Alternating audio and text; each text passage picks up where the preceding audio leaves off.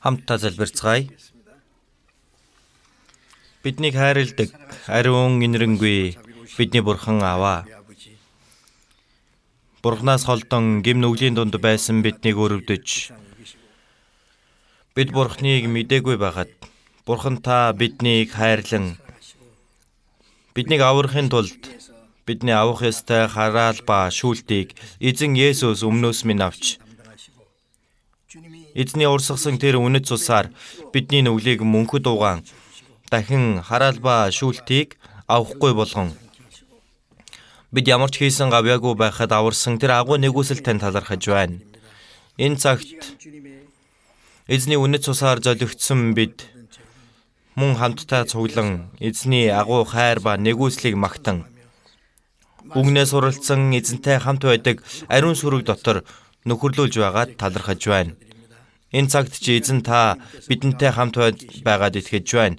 Бидний хүн нэг бүрийг анхааран харж, Бурхны инэрэнгүй хүчит мутраараа зууран барьж, бидэнд илүү бэлгсэн нэгүсэл ба үг ариун сүнсний хүчээр хамт байж, бид үлдсэн амьдралаа Бурхны хүсэл ба алдрын төлөө, эзний бидэнд даатгсан сайн мэдээ тараах үүргийн төлөө амьдрахад бид бүгдтэй эзэн та хамт байна зөвөр босгож өгөөрэй гэж гуйж байна. Бүгд дэлхийд аярах олон чуулганууд бэрхшээл дунд итгэлээ сахин сайн мэдээг тарааж буй бүхэл ахан дүүс нэг бүрийг сахин хамгаалan зохистой нэгүслээ өгөн эзний сайн мэдээг илүү зоригтойгоор тараан олон сүнснүүдийг эзний өмнө авчран авралт хүргэх Бурхны агуу ажлыг та өөрөө хийж өгөөрэй. Мөн сар шинээр нутагтаа буцсан хамаатан садангууттайгаа уулзаж буй ахан дүүстэй хамт байж эзний сайн мэдээг тараах эрхэм боломж болгоход эзэн та тусалж өгөөрэй гэж сэтгэлээс гуйж байна. Зохистой цагт нь хэрэгтэй үгийг өгч бидний хийх ёстой замыг зааж өгдөг эзэн минь, энэ цагт ч бидэнд илчлэн харуулахыг хүссэн эзний үг, эзний ариун хүслийг илүүгээр ухааруулан мэдүүлээрэй. Бидний эзэн Есүсийн нэрээр залбирч байна. Амен.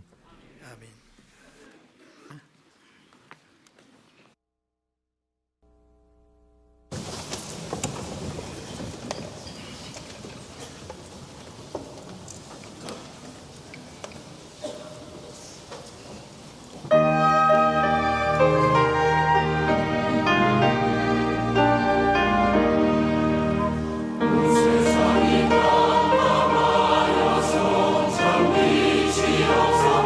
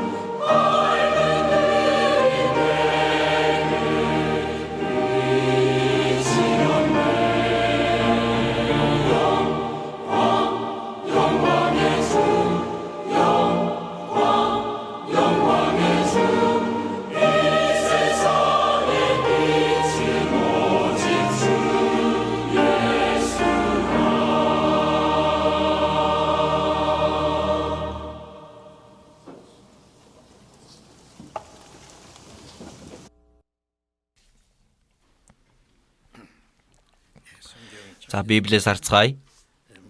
Матай 20 дугаар бүлэг байна. Матай 20 дугаар бүлэг.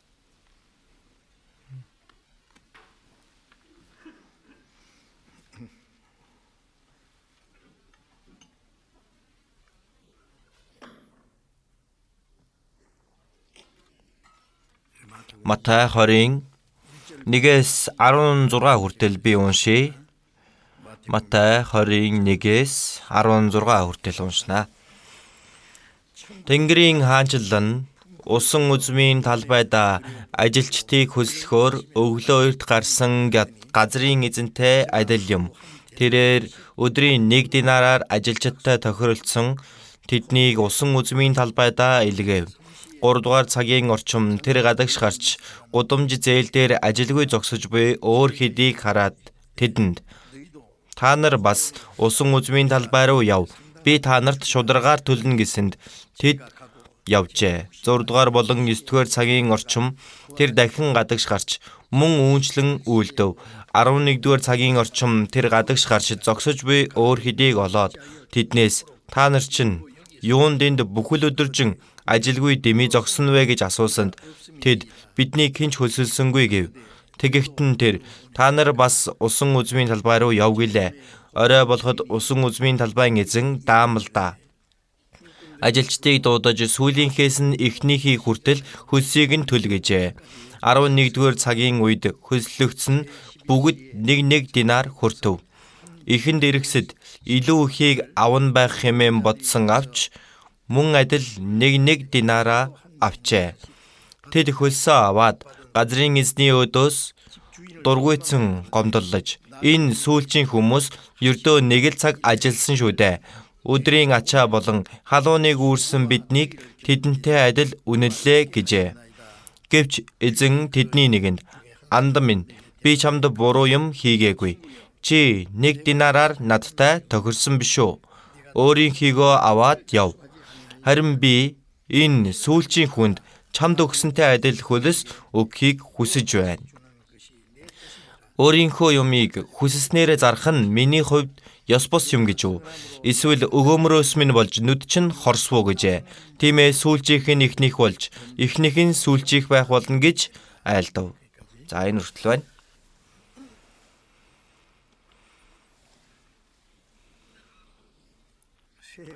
Шинэ жилд 2 удаа болдог болохоор шинэ ондоо ерөөлөх аваарай гэж мэдлэх хэрэгтэй юу үгүй юу?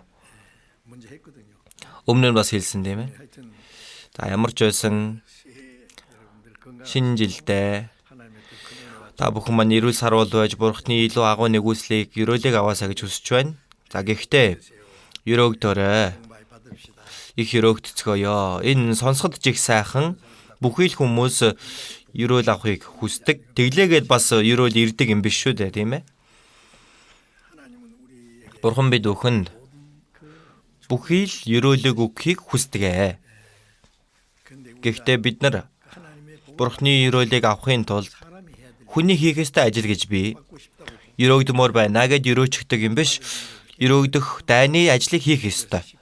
Тиймээс дуулал 1 дээр харах юм бол ерөөлтэй хүн гэд ямар хүн байдгийг хэлсэн Матай 5 дээр Есүс эзэн уулан дээрх сургаал дээр дамжуулан хамгийн түрүүнд сүнсэндээ ядус ерөөлтэйе гэж заанга тэр Бурхны ерөөлийг авдаг хүн нь ямар хүн бэ? Нэг маш тодорхойгоор хэлж өгсөн. За тиймээс Бурхан бид бүгдэд сүнслэг ерөөлийг өгөхийг хүсдэг.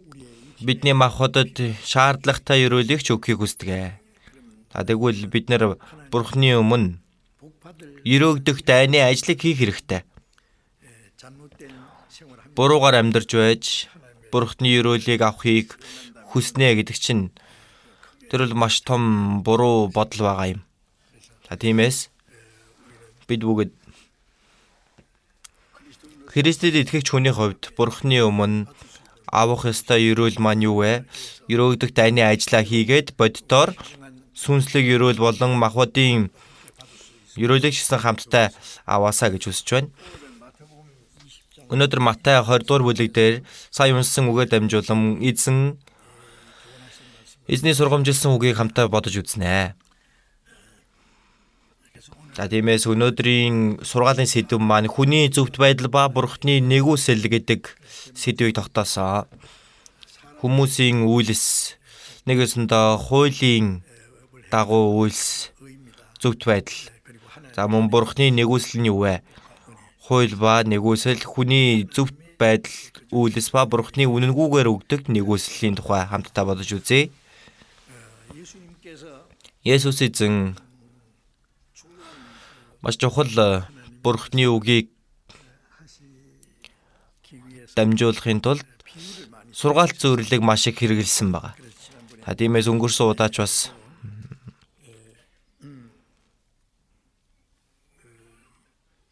Есүс эзний айлдсан сургаалт зөвлөлийг дамжуулсан. Энд Тэнгэрийн хаанчлал нь усан үзмийн талбайда ажилчдыг хөлсөхөөр өглөө эрт гарсан газрын эзэнтэй адил юм аа гэж хэлсэн. Израильд ч бас усан үзмийн талбай их байдаг. За мөн намар усан үзмээ хураах үе боллоо. Тэгэх юм бол хөлсний ажилчид дуудаад тэгээд усан үзмээ хураадаг. За энэ бодитоор болсон зүйлийг тухайн цаг үед бас болдог байсан зүйлсүүдийг эзэн хэлсэн байна. За тиймээс Бурхан гим нүгэлтнийг аврахын тулд Бурхны нэгүсэл нь юу вэ гэдгийг тайлбарлахын тулд энэ чухал үгийг маш чухал сургамжийн үг байна. За гяс уншаад үзчих юм бол зүгээр л энгийн юм шиг боловч сайн унших юм бол маш чухал үг байгаа. Усан үзмийг хураах үед маш завгүй бас дээрээс маш олон ажилчид хэрэгтэй байдаг. Тиймээс өглөө эрт ажиллах тэр ажилчдаа усан үзмийн талбайд явуулаад ажилласан байна. Өглөө эрт тэр ажилчдыг дуудаад усан үзмийн талбай руу явуулсан. Энд маш чухал агуулга нь өглөө эрт гэдэг нь бидний цагаар бодвол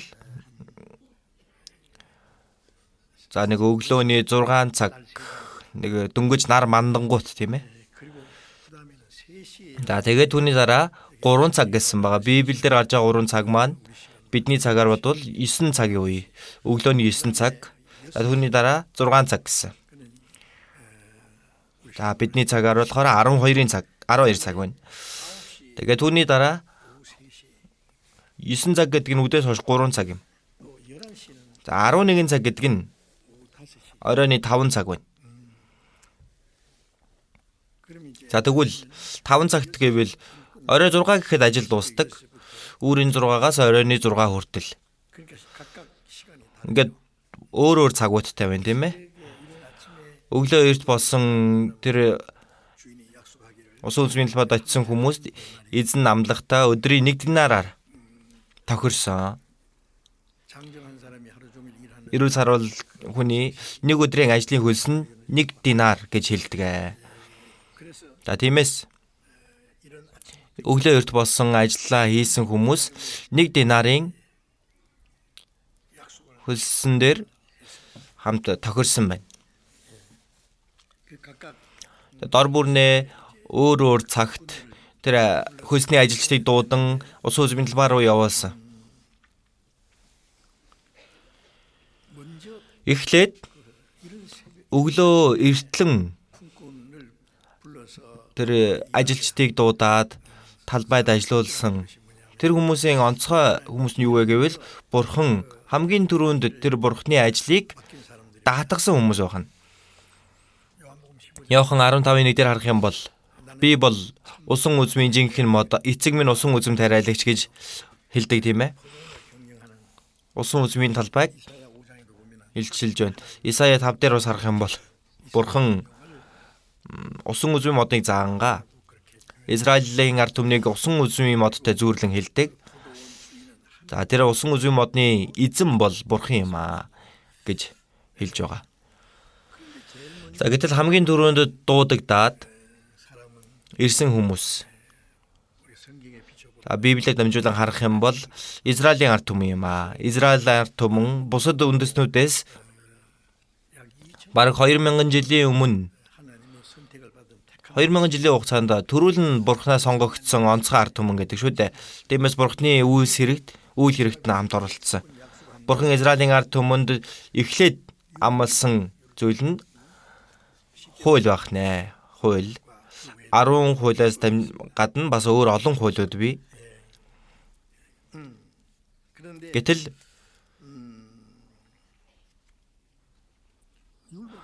хууль гэдэг маань үйлдэсний дагуу тэр хуулийг хэрхэн үйлдсэн бай. Бурхан түүнийхэн дагуу төлж өгдөг гэсэн.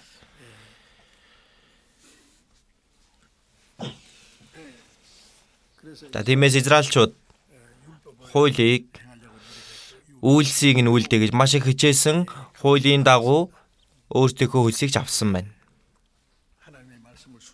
Бурхан эзэн дуулууртай байвал энэ бүх ерөөл чам дээр буунаа. Энэ хуулийн бүх үгийг хэрэгжүүлдэггүй гүйцэлдэггүй хүн хараагдсан гэхэд бүх ард түмэн амин гинэ.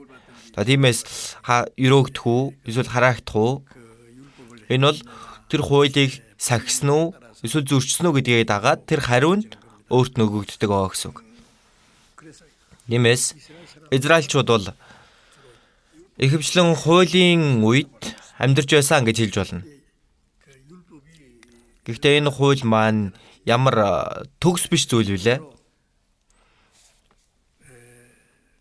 Хуулиар сүнсийг аврах нь Бурхантай зөв харилцаатай болох аргагүй учраас Израилийн ард түмний түүхээр дамжуулан хууль гэдэг нь юу вэ гэдгийг бидэнд харуулсан. Хуулийн үйлсээр аврагдах боломжгүй гэдэг үннийг бидэнд мэдүүлж өгсөн байгаа юм. Тиймээс Есүс эзэн ирсэн шүү дээ. Есүс эзэн Бурхантай адил нэгэн гэж хэлсэн байгаа. Филиппой 2:5 дээр 6 дээр харах юм бол хэдийгээр тэр Бурханы дүр байсан ч гэсэн Бурхан эцэг, хүү, ариун сүнс гурлаар уршиж Бурхан бо. Бидний бодлоор шууд ойлгох боломжгүй зүйл байгаа. Гэхдээ эцэг, хүү, ариун сүнс гурлаар уршигч Бурхан бол нэг юм.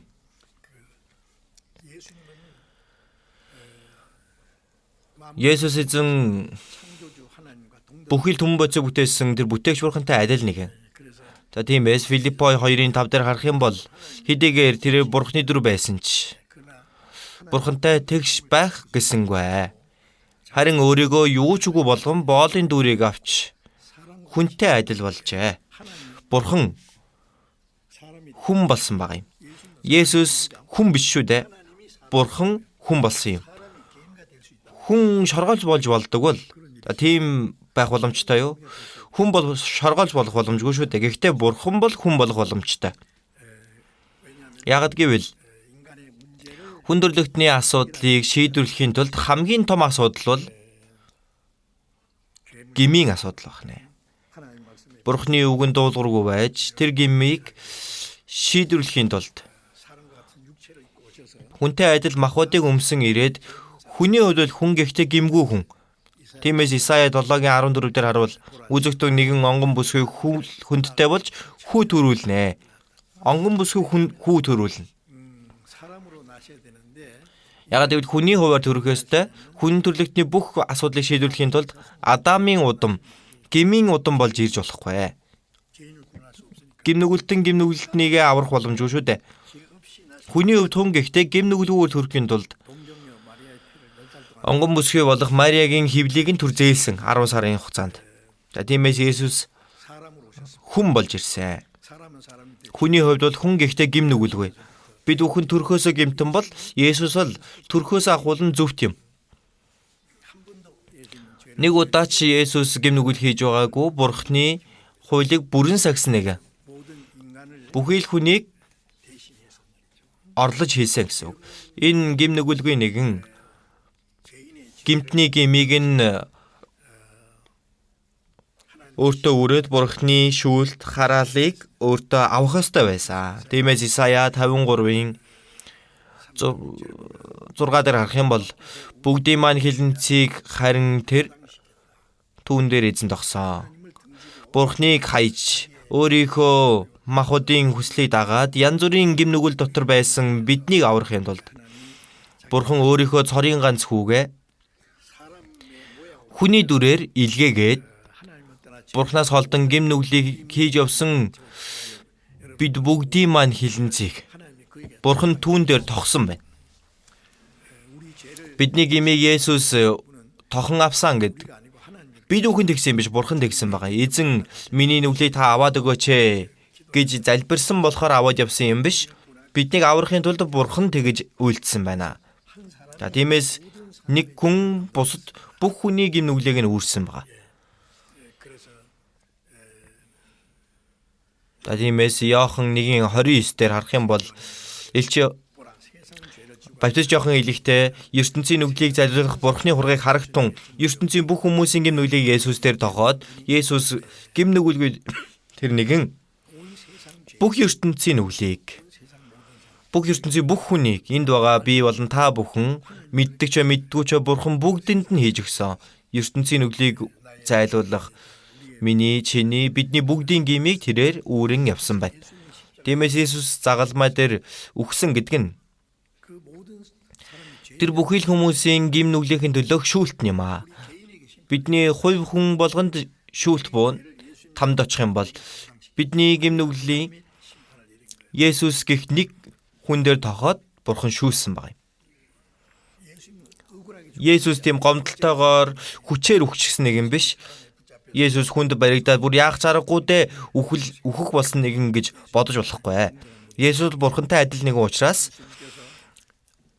Есүс хинч амийг минь надаас авахгүй. Харин би өөрөө түүнийг өгнө. Амиа өгөх эрх мэдэл надад би, буцааж авах эрх мэдэлч би гэж хэлсэн шүү дээ. Тиймээс биднийг аврахын тулд Бурхан тэгсэн байгаа юм. Тиймээс Есүс гим нүгэлгүй нэгэн бидний гмийг тэр биедээ үүрээд Есүс бидний өмнөөс цаазын ялыг аваад тэр ичхүр зовлон бүгдийг нь авсан. Аимшигтай ташуурдуулсан байна. Загалмайн цаазыг хүртэл аваад тэр цаазынхаа газар хүртэл явсан загалмай дээр цовдлогцоо. Өглөөний 9 цагаас үдээс хойш 3 хүртэл 6 цагийн хугацаанд загалмай дээр өлгөгдөөд тэр халуун нарны дор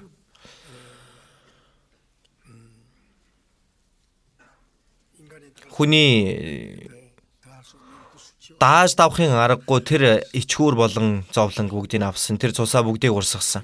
Есүс өөд болохдоо Иохан 19:30 дээр гүйцэлдлээ. Юуг бүгдийг гүйцэлсэн бэ гэвэл хүн төрлөختний бүхий л гмийг өмнөөс нь золих ажлыг дуусгасан.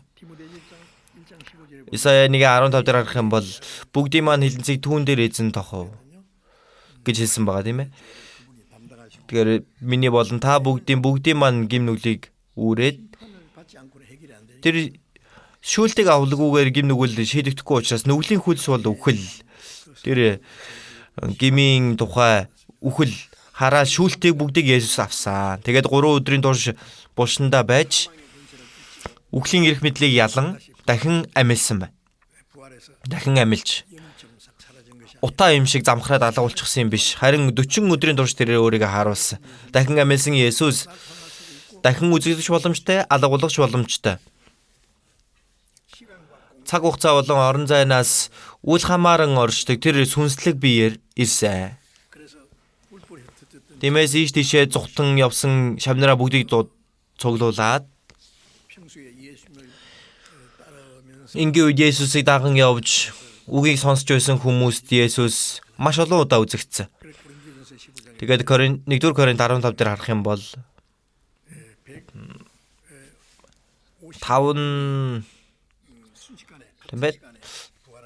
500 гаруй хүн ганц хормын дотор дахин амилсан Есүсийг харсан гэсэн тийм ээ. Энгийн үед Есүсийг дагаж явсан тэр хүмүүс байна. Дахин амилсан Есүс гарч ирсэ гэсэн хүмүүс үнэн юм болов үгүй болов гэж хамтдаа цугласан байх үед Есүс үзэгдсэн. Тиймээс 500 гаруй ах トゥ тийм ээ. 100 хэд 50 хэд биш бүр 500 гаруй ахын дүүс нэг мөчөд үзэгцээ. Юудэчүүд юу гэж хэлсэн бэ гэвэл амьлаачгүй байгаа Есүсийг амилсан гэж худлаа ярьж байна. Есүст итгэдэг хүмүүс худал зүйлд итгэдэг хүмүүс юм аа. Мунхаг хүмүүс юм аа. Шавнар нь Есүсийн тэр цогцыг нь хулгайлж аваад нуучихсан. Тэгээ дахин амилсан гэж худлаа ярьж байна. Есүсийг баригдах үед нь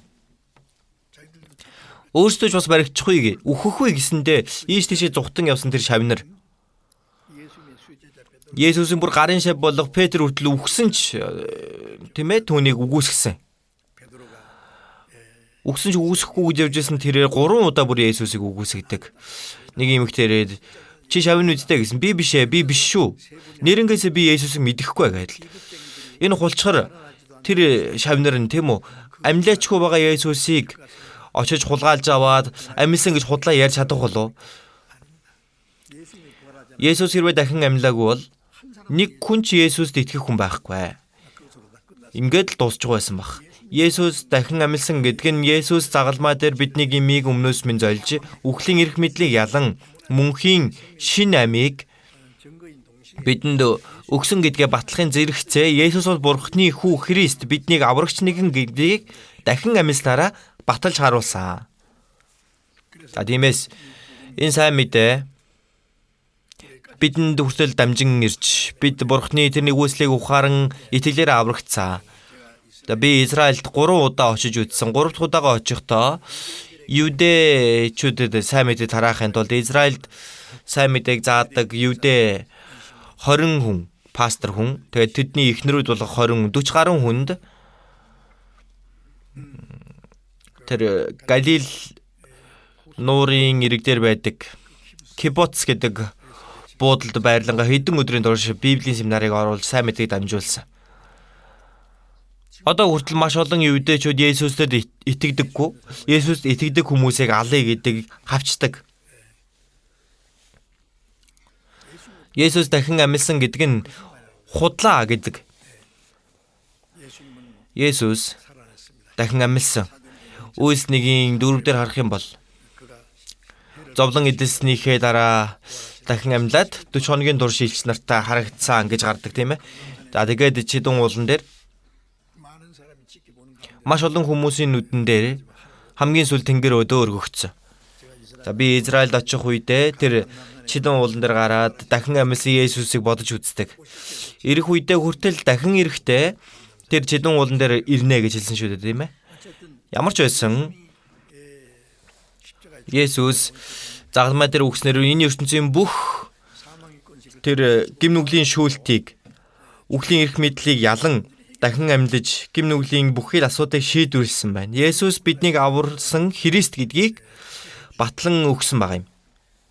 За тиймээс Есүс дахин ирсний дараа хуулийн үе биш юм аа.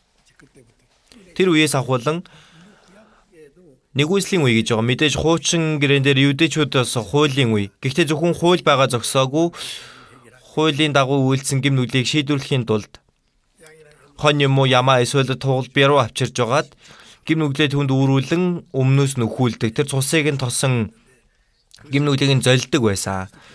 Түүнийг Христ бидний ирээд бидний төлөө үхээд эзний урсгасан цусаар бидний гимиг золино гэдгийг дүр болгон үзүүлсэн амлалт байх нэ. Тэгээ Есүс ирэн энэ ертөнцийн гим нүглийг үүрээд загалмай дээр үхсэн. Тэгээ дахин амилсан гэдэг нь одоо нэгүслийн үе ихэлсэн гэсэн үг. Нэгүслийн үе Израильчууд 2000 жилийн хугацаанд хуулийн үе байсан. Гэхдээ одоо хуулийн үе биш харин нэгүслийн үе юм. Нэгүслийн үе гэдэг нь хуулийг сахиад аврагдах юм биш, харин үнгүүгээр өгдөг Бурхны нэгүсэл. Ивэж өгдөг Бурхны тэр нэгүслийг ухаан итгээд аврагдах тэр үе юм а гэсэн үг юм. Гэхдээ одоо хүртэл юудэчүүд гэ зогсохгүй маш олон Христийн шашинтангууд өөрийгөө хичээнгүйлэн ямар нэг юм хийчих юм бол аврагдана гэж боддог хүмүүс байна. Хичээнгүйлэн хийх нь сайн итгэж байгаа гэсэн үг гэж боддог. Есүст итгэдэг хүмүүсээс асуудаг. Итгэж байна уу гэх юм бол очдгоо. Итгэдэг үү? Очдог. Хаашаа очдог вэ? Сүмд очдог. Сүмд очдгоо үгүй юу гэж асуугаагүй. Итгэдэг үү гэж асуусан. Очиж байгаа чинь итгэж байгаа юм биш үү? Сүмд явна, очно гэдэг чинь итгэж байгаа хэрэг. Хичээнгүйлэн явах нь сайн итгэж ийна гэсэн үг гэдэг. Сүмд явж байгаад болсон үнд үгүй юу вэ? Итгэж байгаад болсон гэсэн үг үү? Үгүй ээ. Очиж байгаад болсон л гэсэн үг.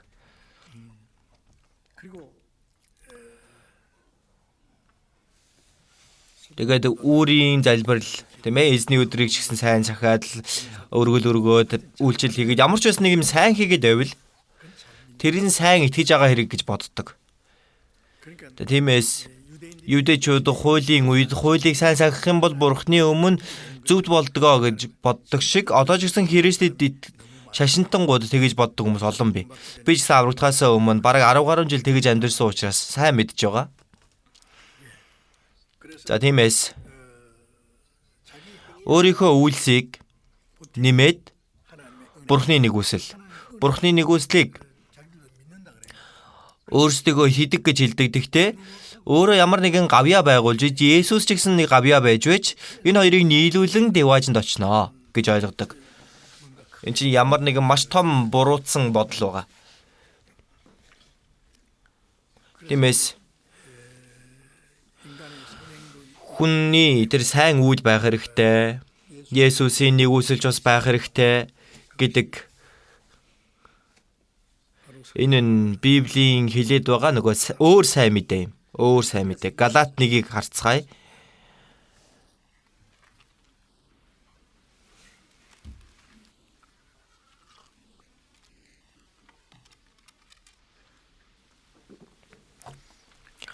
Галаат 1:6.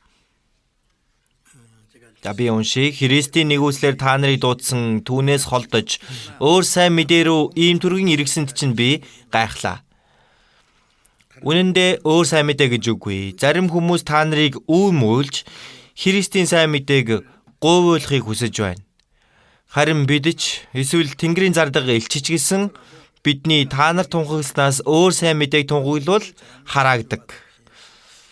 За энэ Галаатад Есүст итгэдэг хүмүүсийн дунд юу орж ирсэн бэ гэхээр Есүст ганцхан итгээд л болчих юм бишээ. Хуулийг сахах ёстой гэсэн хуулийн тийм сургаалтнууд гарч ирсэн байна. Тийм учраас Илч Паул Христийн нэгүслэр та нарыг дуудсан түүнээс холдож өөр сайн мэдээ рүү ийм төргийн иргэсэн чинь би их гайхлаа. Өөр сайн мэдээ гэдэг нь юу вэ гэвэл итгээд зогсох юм бишээ.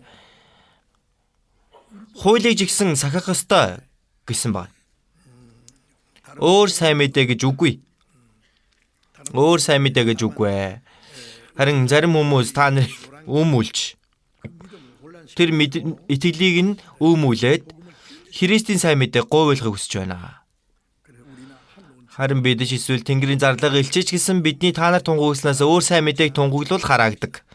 Энэ сайн мэдээг өөрчлөн, ганхуулна, өмүүлнэ гэдэг чинь хамгийн том юм.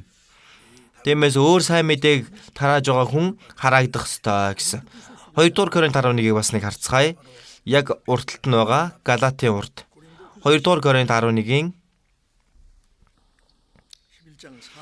11-4 хамт уншицгаая. Учир нь хэн нэг нь очоод бидний тунхагснаас өөр Есүсийг тунхаглахыг эсвэл хүлээн авсан хэн нэгнээсээ та нар өөр сүнсийг хүлээн авахыг эсвэл хүлээн авсан хэн нэгнийхээ өөр сайн мэдээг зөвшөөрөхийгч та нар амархан хүлцдэг ажээ. За энд учир нь хэн нэг нь очоод бидний тунхагснаас өөр Есүсийг тунхаглахыг бидний тунхаглаагүй өөр Есүсийг тунхаглах гэн. Есүсийн хувьд бол Есүс. Гэхдээ өөр Есүс гэж байна. Энэ юу вэ? Хуурамч. Одоо сүүлд хулих гэдэг тийм ээ.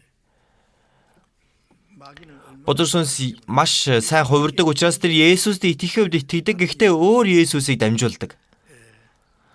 Өөр сайн мэдээ хүлээж авдаг.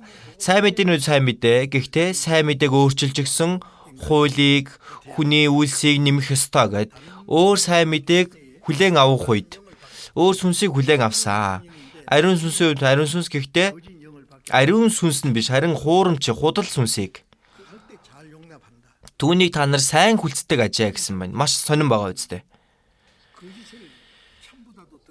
Худлыг үннээс ч илүү хайрладаг хүмүүс байдаг. Бузар сүнс. Маш сайн мэддэг учраас тиймээс өөр Есүс, өөр сүнс, өөр сайн мэдээг авах үед та нар хүлцдэг ажээ. Энийг маш сайн хүлээн авдгаа гэдэг чинь сонирн байгаа үстэй. Гэтэл 13 дээр харах юм бол 2 дугаар Коринт 11-ийн 3 дээр учир нь тэд хуурамч элч нар залтай ажилчид Христийн элч нар болж хувирагсад гайхах юм алгаа. Сатан хүртэл өөрийгөө гэрлийн тэнгэрэлч болгон хувиргадаг. Тиймээс хэрв түүний үйлчлэгчид бас өөрсдийгөө зөвхт байдлын үйлчлэгч болгож хувиргахаа аваас энэ нь гайхмаар юм биш. Тэдний төгсгөл үйлсийн дагуу байх болно. Өөр Есүс, өөр сүнс, өөр сайн мэдээг дамжуулдаг хүмүүс нь хэмбэ? Хуурамч элч нар. Элч гэдэг чинь Бурхны сайн мэдээг тараадаг хүн гэтэл хуурамч элч нар гэж байсан. Залтай ажилчид, хуурам мэхлэгчид, Христийн элч нар болж хувирагсад дээр үед хуучин гэрээний үед хуурамч иш үзүүлэгч нар олон байсан. Жинхэнэ иш үзүүлэгч нэг хүн байх юм бол хуурамч нь маш олон, хэдэн зуугаар. Одоо ямар вэ? Сайн мэдээг зөвөөр дамжуулж байгаа хүн нэг хүн байна гэхэд хуурамч сайн мэдээг тараадаг хүмүүс ямар их байдаг вэ гэдгийг бид нар мэдэхгүй. Их олон учраас энэ нь зөв үү гэдгийг мэддэг хүмүүс бий. Христийн элчлэр болж хувирагсад гайхах малга сатан хүртэл өөрийгөө гэрлийн тэнгэрэлж болгон хувиргадаг. Сатаныхаа дүрдөрхөө гараад ирэвэл хэн түүнийг хүлээж авах вэ? Сатаны зургийг зураараа гэх юм бол нүд нь ингээд маш томор тийм ээ. Шүд нь ёрзоочгсон. Хөл гарынх нь хумснууд ингээд өөр аймараар гарчихсан. Ингээд гараад ирэх юм бол хэн түүнд итгэх юм бэ? Үе эн чинь нөгөө сүнс чөтгөр байна гэдэг. Гэтэл энэ бузар сүнс өөрийгөө гэрлийн тэнгэрэлж болгон хувиргадаг гэсэн. Маш үзэсгэлэнтэй, үнэхээр сэтгэл татмаар. Үнэхээр хүний дуртай тэр бүхэл зүйлийг оруулж ирээд гарч ирнэ. Өөрийгөө гэрлийн тэнгэрэлж болгон хувиргадаг. Тиймээс хэрэг түүний үйлчлэгчид бас өөрсдийгөө зөвхт байдлын үйлчлэгч болгож хувиргах аваас энэ нь гайхмаар юм биш аж. Тэдний төгсгөл үйлсийн дагуу байх болно. Сатаны ажилчид зөвхтийн ажилчин болж гарч ирнэ. Энэ маш хэцүү зүйл л дээ. Гэхдээ энэ үгийг сайн мэдэхгүй байвал жинхэнэ хуурамч юм шиг, хуурамч нь жинхэнэ юм шиг харагдана. Тиймээс худал хуурмаг энэ ертөнцийн газар авж байгаа юм аа. Лойвэрчэд хамгийн их хаан байдаг бол Христийн шашин дотор лойвэрчэд хамгийн их вэ. Бүр нэвчээд орчихсон гэсэн үг. Үйлс 15-ыг түр харъя. Үйлс 15. Үйлс 15-ын 1-ийг харъя. Үйлс 15-ын 1. Юудэгээс ирсэн хэсэг хүн Мосегийн ёс заншлаар хослуулаагүй бол та нар аврагдаж чадахгүй гэж ах トゥ нарт сургажээ. Паул Барнаб хоёр тэдэнтэй зөрчилдөж баггүй маргаан болов. Анхны чуулганы үед энэ элч нарын үед хүртэл янз бүрийн хүмүүс гарч ирдэг байсан байна. Есүст итгээд аврагдах юм бишээ. Мосегийн хуулийн дагуу бас хослуулах ёстой. Хуулийг сахах ёстой. Энэ хуульд тулгуурладаг хуулийн үзэлтэнгүүд байсан. Тиймээс 5 дээр харах юм бол 5 дээр нь гэтэл фарисеучуудын бүлэглэлээс итгэсэн хэсэг хүмүүс босож тэд хоцлуулж Мосегийн хуулийг сахах ёстой гэдгийг тэдэнд зааварлах хэрэгтэй гэцгээвэ. Энэ анхны чуулганаас авахуулаад энэ хэлсэн. Хослол гэдэг нь хуучин гэрээний үед Израильчуудын хийдэг байсан зүйл. Шинэ гэрээний үед л дахин төрөх юм бол сүнслэг хослолыг авсан. Гэвтэл тэд хоцлуулж Мосегийн хуулийг сахих ёстой гэдгийг тэдэнд зааварлах хэрэгтэй гэцгээв. Хуулийг сахих ёстой. Хуулийн буулгыг үүрүүлье. За ингээд маш том асуудал болсон. Иерусалимд элч нар болон ахлагч нар цуглаад хилэлцэж байгаад тэр хуулийн үзэлтэнгүүдийг буруу байжээ гэдгийг мэдээд тэр асуудлыг бүрэн шийдвэрлээд харь үндэстнгүүдийн дунд аврагдсан хүмүүсийн дунд заавал шаардлагатай зүйлсээс бусад цус идэх ч юм уу, шүтээний өргөсөн зүйлийг идэх ч юм уу, эсвэл завхаарсан ч юм уу, ингээд маш чухал зүйлүүдээс бусад зүйлийг харь үндэстнүүдэд ямар нэгэн онцгой тийм буулга үүрүүлж болохгүй.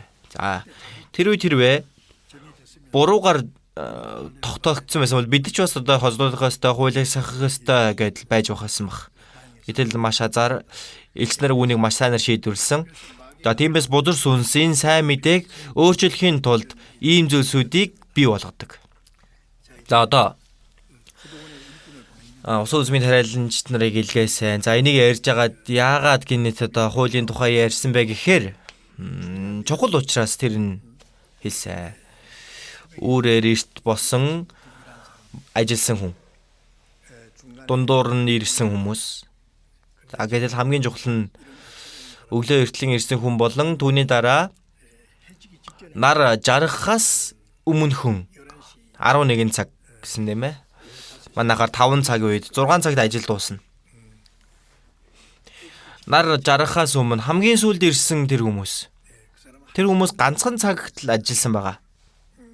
Гэтэл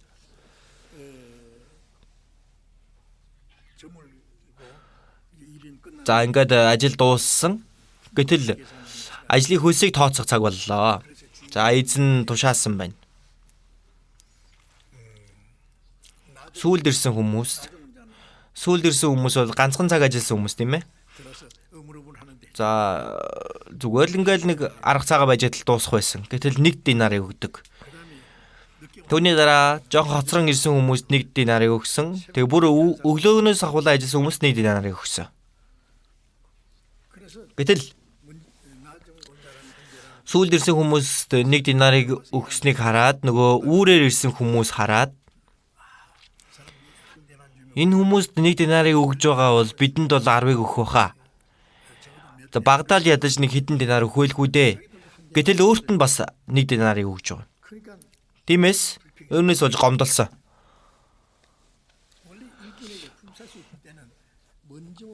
Угтаа бол энэ ажилчид цалин өгөхдөө яг төрүүлж ирсэн хүмүүсээс нь эхлэн өгөх нь хэвийн зүйл. Гэтэл энэ эзэн сүүлд ирснээс нь эхлээд өгсөн байна. Тэгээд бас санаанд оромгүйгээр тийм ээ. Ганцхан цаг ажилласан хүнд хүртэл 1 динарыг. 5 цаг ажилласан хүнд 1 динарыг. Бүр бүгдэд нь. Бүр үүрээр ирэн ажилласан хүмүүст бас 1 динар. За тиймээс өглөө эрт ирсэн хүмүүс маш одоо цугалтсан байна. Эзэнтэн гой. Энэ ийм шудраг бус гэмэж юу байсан юм бэ? Бид нар чи өдөржингөө тэр өдрийн халууныг хамгийн хүнд ажлуудыг хийсэн. Гэтэл сүүлд ирсэн хүмүүс чинь ганцхан цаг хүртэл ажилласан. Тэр хүмүүст 1 динарыг өгчөхөд ягаад бидэнд бас 1-ийг өгж байгаа юм бэ? Бидэнд илүү өгөхгүй юм уу? Эзэн юу гэж хэлсэн бэ? Анд минь би чамд буруу юм хийгээгүй. Би чамд анхандаа 1 динараар тохирсон биш үү? Би чамд амлалаа л өгж байна. Энэ сүүлд ирсэн хүнд 1 динарыг өгж байгаа нь энэ чи би л өгмөр байна. Одоо сүүлийн үед миний дур штэ гэсэн үг тийм ээ. Би өөрийнхөө зүйлийг өөрийнхөө дур зоргоороо захирах нь ёс бус юм уу? Эсвэл миний өгөөмрөөс болж нүд чинь хорсвоо? Түүнийг зэмлэн хэлсэн байгаа. Буруу юм байхгүй. Би чамд 1 динарыг л тогтцоо. Тохирсон. Эзэн яагаад үүнийг хэлсэн бэ? Өглөө эртлэн ирээд ажиллаа хийсэн хүмүүс юу вэ? Өөрийнхөө ажлын хөлсийг авсан. Өөрийн хэр зэрэг ажилласан төдий чиний хөлсөө авсан. Тэ мэ? Сүүлд ирсэн хүн, ганцхан цаг ажилласан тэр хүн. 11 цаг гэдэг чинь 5 цаг гэсэн үг оройны. Тэгээ 6 цагт ажил дуусна. Тэгэхээр ганцхан цаг л ажилласан гэсэн үг. Тэр хүмүүс тэдийг өгнө гэсэн амласан юм байхгүй. Дунд нь ирсэн хүмүүс ч гэсэн би шударгаар төлнө гэж хэлсэн. Очоод ажиллаарай л гэсэн.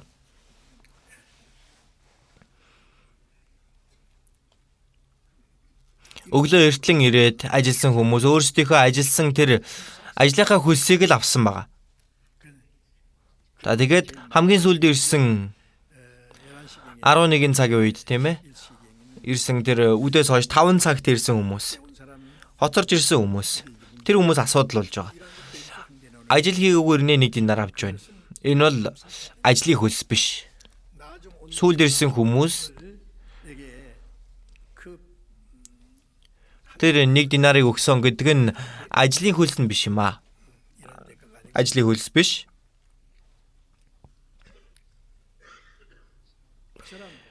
Энэ хүн зүгээр л гэрлүүгөө буцаад явчих юм бол тэр хүний одоо эхнэр нь үр хүүхдүүд нь бүгдээрээ өлсөн шүү дээ.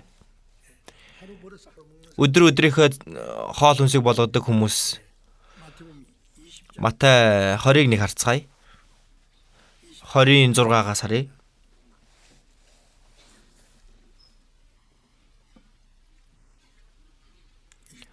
Хорийн 6 11-р цагийн орчим тэр гадагш гарч зогсож буй өөр хэдэг олоод тэднээс та нар чинь юунд энд бүхэл өдөржин ажилгүй дими зогсно вэ гэж асуусан. Тэд биднийг хинч хөлсөлсөнгүй гэв. Тэгхтэн дээр та нар бас усан үзмийн талбаар яв гэлээ. За энэ дээр 11-р цаг гэсэн байна тийм ээ. Тэнд ажил зээл дээр очин асуусан баг. Гэтэл бүтэн өдөржингөө та нар юунд ажил хийхгүй ингэ зогсно вэ? Хүмүүсийг харах үед энэ хүмүүс ч нэг сайн ажиллахгүй баха гэсэн болохоор л авч яваагүй бах тийм үү? Бидний хинч хөлсөлсөнгүй гэв. Тэгтэн тэр та нар бас усан үзмийн талбаар яв. Тэдийг өгнө гэж юусоо хэлээгүй. Энд орой болоход усан үзмийн талбайн эзэн даамалдаа ажилчдыг дуудаж сүүлийнхээс нь эхнийхийг гүтэл хөлсийг нь төль гэжээ. 11-р цагийн үед хөлслөгдсөн нь бүгд 1 динар хүртэв. Эхэн дэрэгсэд илүү ихийг аван байх хэмээн бодсон авч мөн адил 1 динараа авчээ. Тэд хөлсөө аваад газрын эзний өөдөөс дургуйцсан гомдлож энэ сүүлчийн хүмүүс ердөө 1 цаг ажилласан шүү дээ. Өдрийн ачаа болон халууныг үрсэн биднийг тэдэнтэй адил үнэллээ гэжээ. Тэмцтэй. Гомдлмоор байгаа зү. Тэр хүмүүс өдөржингөө хамгийн халуунд нь хамгийн хэцүү ажлуудыг ингээл урдуур нь ороод хийсэн. Гэтэл 1 динар. Сүүлд ирсэн хүнд ажил хийхч цаг байхгүй. Ганцхан цагийн ингээл өнгөрүүлсэн гэтэл 1 динар. Үнэхээр зүй бус байна. Гомдлмоор байгаа зү тийм үү? Гэхдээ эзэн чи бид хоёр хоорондоо 1 динараар тохирсон шүү дээ. Өөр буруу юм байгаа юм уу? Сүүлд ирсэн хүнд түүнийг өгсөн гэдэг нь энэ ажлын хөлс биш. Сүүлд энэ усан үзмийн талбараа явуулсан ажилуулах гэж явуулсан юм бишээ. Өрөвцөндөө түүнийг болон түүний гэр бүлийг нь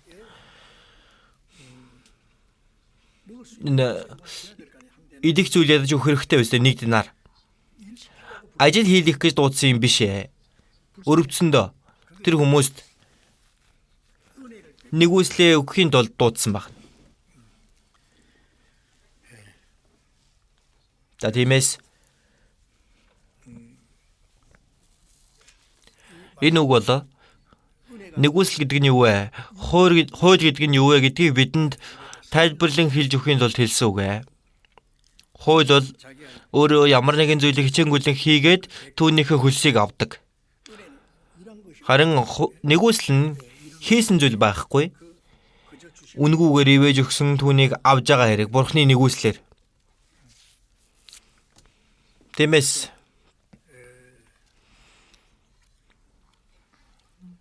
Матай 20 За эргээд харъя.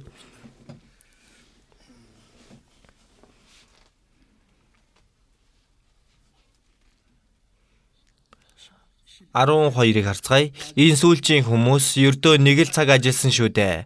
Өдрийн ачаа болон халууныг үүрсэн биднийг тэдэнтэй адил үнэллээ гэжээ. Гэвч эзэн тэдний нэгэнд анд минь би чамд буруу юм хийгээгүй. Чи 1 динараар надтай тохирсон биш үү? Өөрийнхийгөө аваад яв. Харин би энэ сүүлчийн хүнд чамд өгсөнтэй адил хөлс өгөхийг хүсэж байна. Өөрийнхөө юмыг хүснээрээ зарах нь миний хувьд ёс бус юм гэж үү? Эсвэл өгөөмрөөсөн болж нүд чинь хорсвоо гэж. Үүнтэй адилхан ихнийхэн сүүлийнх бол сүүлийнх нь ихнийх болно. Тэгээ сүүлд ирсэн хүн тэр хүнд нь төрүүлж мөнгөний өгсөн, илүү их нэгүслийг өгсөн. Төрүүлэн ирсэн хүн нь нэгүсэл биш юм аа. Өөрийнхөө хөдөлмөрсний хөлсийг л авч байна. За тэгвэл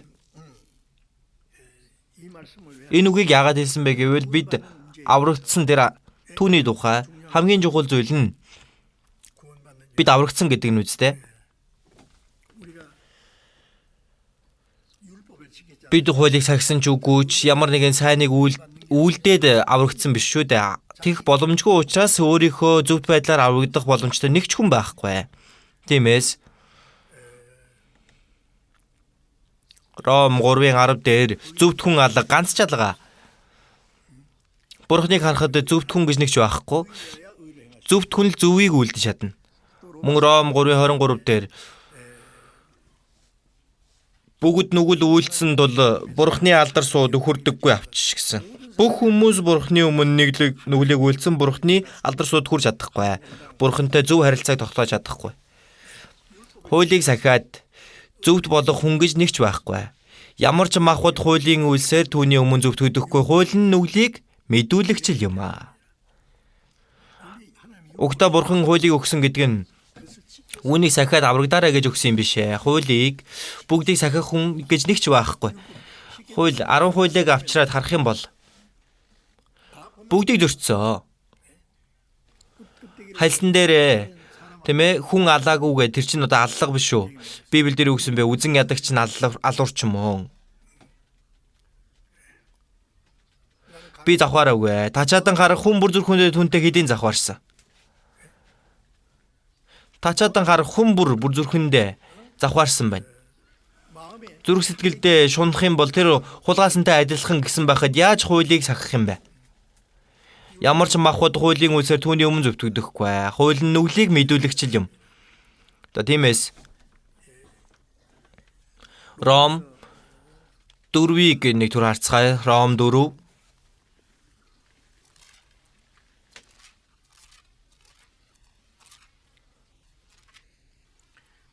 Ром 4-ийн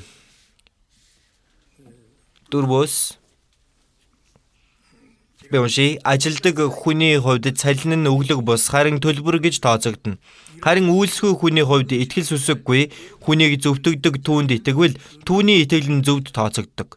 Түүнчлэн бас үйлсгүйгээр Бурханд зөв гэж тооцогдсон хүний эвэгцнийг Давид ёс бус явдал нь уучлагдаж нүглүүд нь далдлагдсан нэгэн ерөөлтэй.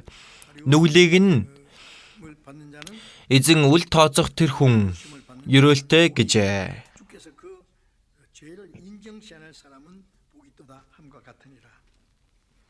Тадимэс харин үйлсгүй хүний хувьд итгэл сүсэггүй хүнийг зөвтгдөг. Зөвхт үйлийг ганцыг чигээгүй байтал бид нэр сүсэггүй тэр гимтнүүд гэтэл тэр сүсэггүй хүнийг зөвхт гэж болгосоо. Түүнд итгэвэл түүний итгэл нь зөв тооцогддог. Есүсийн загалмай үхээд цусаа урсгасан тэр үнэнд итгэх юм бол тэр нэгүсэлд итгэхийг нь зөвхт гэж тооцдог. Бид нэр үйлсээрээ зөвтгөгдөх боломжгүй учраас итгэлээрээ. За тиймээс Ром 3:21 дээр харах юм бол Бурхны зөв нь хуулиас ангид илчлэгдэв. Хуулийг сахиад зөвхт гэж бодлогоогоор түүнээс гадна Бурхны зөвхт байдал нь илчлэгдсэн. Бурхны нэгүсэл нь итгэлээр дамжуулан бидэнд илчлэгдсэн байна. Үйлсгүйгээр бурхан зөв гэж тооцогдсон хүний эвээгдсэнийг үйлсгүйгээр зөвт гэж тооцогдсон. Бид үйлс хийсэн үү? Хуулийг сахиад чадсан болов? Гэтэл бидний имийг уучлаа зогсохгүй биднийг зөвхт болгосон байна. Гим нүглийг арилгасан тэр нэгүсэлд нь итгээд итгэлээрээ зөвхт болгосон. За тиймээс сүүлд ирсэн хүн ганцхан цаг ажилласан тэр хүн ажилласан ч биш шүү дээ, тийм үү? 1 динар авсан гэдэг чинь цэвэр нэгүсэл юм аа. Эзнийхээ хайр тэр өрөвч сэтгэлийг нэгүсэл болгон авсан байна. Энэ хүнийг ингээ явуулчих юм бол гэр бүл нь юу болох вэ? Үлсэн шүү дээ. Тэр хүнийг нэгүүлсэнгүүгээр дүүргэж өгсөн. Эфес 2-ыг харцгаая.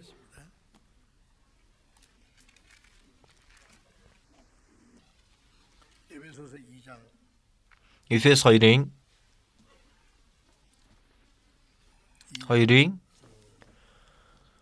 2-оос би уншия. Тэгээд та нар энэ ертөнцийн замнал ба агаарын хүчний ноёрхогч дуулуургүй хөвгүүдийн дотор ажиллагч тэр сүнсийг дагаж амьдардаг байв. Тэдний дунд бид ч бас бүгдээрээ махбод болон оюун бодлын хүслүүдээ өөгшүүлэн махбодынхоо хүсэл тачаалуудаар амьдарч байв. Бид төрлөх байдлаасаа бусдын адил уур хилэнгэнд хүртэх хүүхдүүд байсан. За 4-5-ыг хамт уншия. Гэвч биднийг хайрлсан авууга хайраараа өршөөлөөр баян бурхан маань алдаа зөрчил дотроо өгсөн биднийг Христтэй хамт амьд болгосон юм. Та нар нэгүслэр аврагдсан билээ.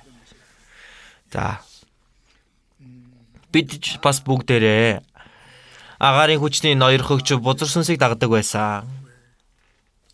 Бид ч бас бузар сүнсний тэр эрх мэдэл доор амьдарч байсан. Бид үрдч бас түүний доор махбодынхоо оюун бодлын хүслүүдийг өөгшүүлэн махбодын хүсэл тачаалуудаар амьдарч бусдын адил уур хилэнгэнд хүртэх хүүхдүүд байсан. Тийм биз дээ? Бид бурхны өмнө зөв төж тооцогдох юм юу байсан бэ? Юу ч байгаагүй. Хийсэн гимэл байсан.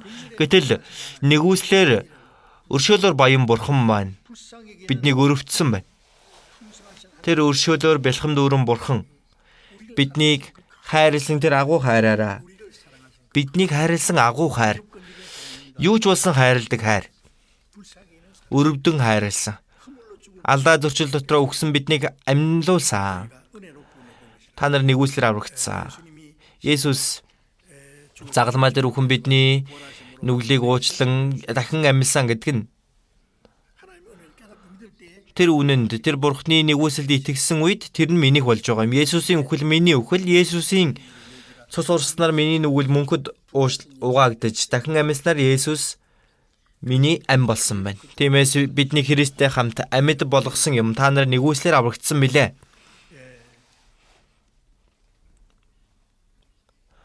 Хамгийн сүүлд нь ирээд ажилч нэг хийгээгүй тэр хүмүүст 1 динарыг өгсөн гэдэг нь юу вэ? Нэгүсэл юм аа. Тиймээс Матай 20 дээр гарч байгаа энэ агуулга нь хууль ба нэгүсэл гэдэг нь юу вэ гэдгийг тайлбарлаж байгаа. Хуулийг голчлагч хүмүүс одоогийн Христийн шашин донд маш олон бий. Тэгвэл бурхны нэгүслийг ухаарад итгээд аврагдана гэдэг чинь эн чинь гэл үнэхээр одоо хараа зүгтдэг. Энэ хүмүүс бурханд итгээд тэгээд аврагдсан гэдэг юм гэдэг. Бид нар өөр юу хийх юм бэ тийм биз дээ. Бурхны нэгүслийг ухааран итгээд аврагддаг биз дээ. Үүнийг байнга эсэргүүцдэг байгаа маш сонио. Таагүй байна, тохирохгүй байна гэдэг. Гэтэл бид нар тэр агуу бурхны хайр нэгүслээр дамжуулан Есүсийн урсгасан тэр цусаар бидний нүглийг мөнхөд уучлж дахин амьлж биднэрт шинэ амийг өгөн бидэнд зөвхөн бурхны нэгүслээр аврагдсан. Лук 18-ыг түр харцгаая. Лук 18.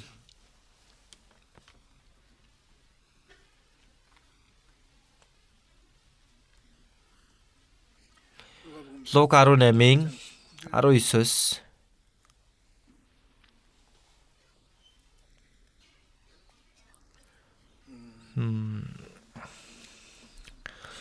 18 дугаар бүлгийн 9-оос юм байна. 9-оос өөрсдөө зөвд хэмээн өөрсдөө итгээд бусдыг басамжлагч хэсэг хүмүүст хандан тэрээр энэ сургаал зөвлөлөөр айлдав. 2 хүн залбирахаар сүмд оржээ. Нэг нь фарисей, нөгөө нь татвар хураагч байж гин. Фарисей хүн зогсоод дотроо залбирэн бурхан тандаа би талархъя. Юу гэвэл би бусад хүмүүс шиг завхаа, шудраг бус завхаа биш. Энэ татвар хураагчч биш. Би 7 хоногт 2 удаа мацаг барьж олсон бүгдийнхээ 11-ийг өргөдөг гэв. Харин татвар хураагч нь зайдуу зогсоод тэнгэрөөд харж зүрхлэлгүй. Харин цээжэд илсэн байж бурхан минь нүгэлт намайг өршөөгөөч гэв. Би та нарт хэлье.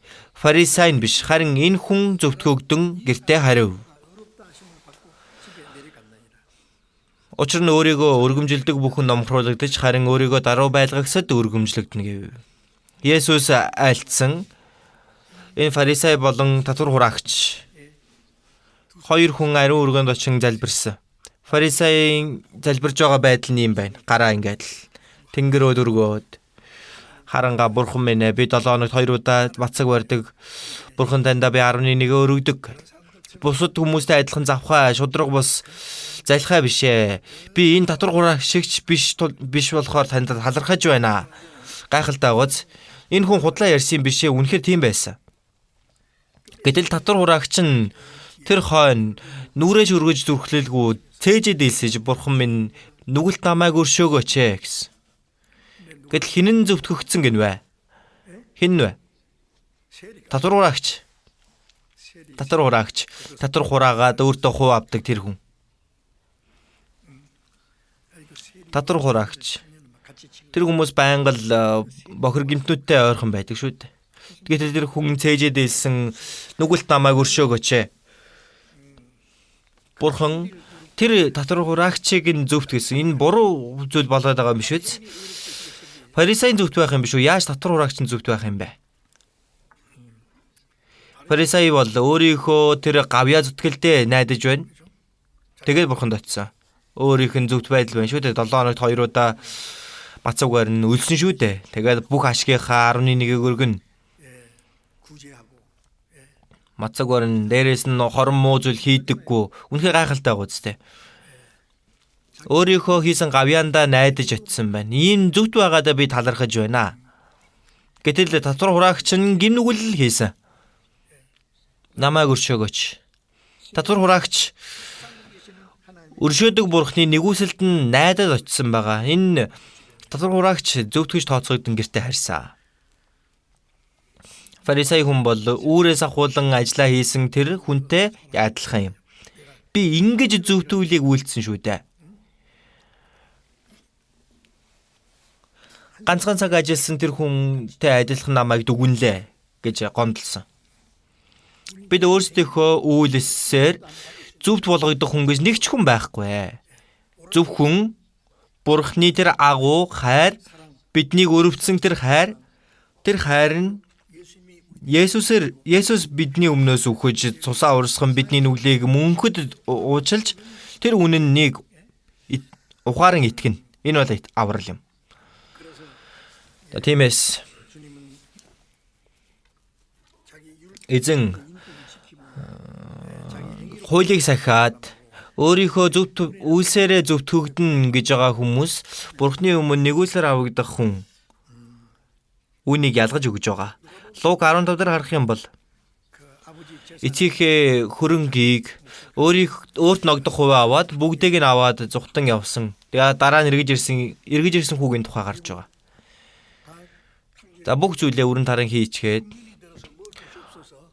өсөглөн болоод идэх юм байхгүй гахаа тэжээдэг альд очоод гахаа малладаг байсан.